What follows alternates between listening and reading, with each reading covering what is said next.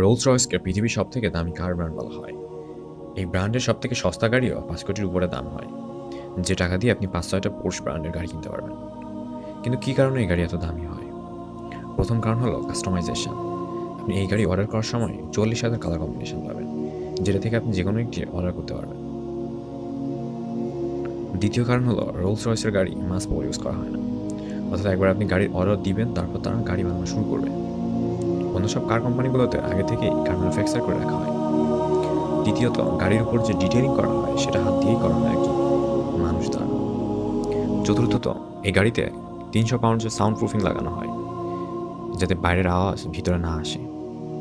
টায়ার্সে special foam লাগানো হয়, যাতে রাস্তার উপর চলার সময় আওয়াজ কম হয়। ইন্টেরিয়ারে গাড়ির সব কিছুকে কাস্টমাইজ করতে পারবেন।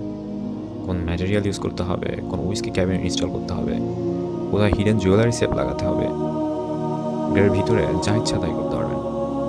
তাছাড়া গাড়ির ভিতরের ছাদে ১৬০০ ভিন্ন ভিন্ন লাইটস লাগানো হয়, যাতে আপনার এমন লাগে যে আপনি আকাশের তারা দেখতেছেন গাড়ির ভিতরে বসে বসে।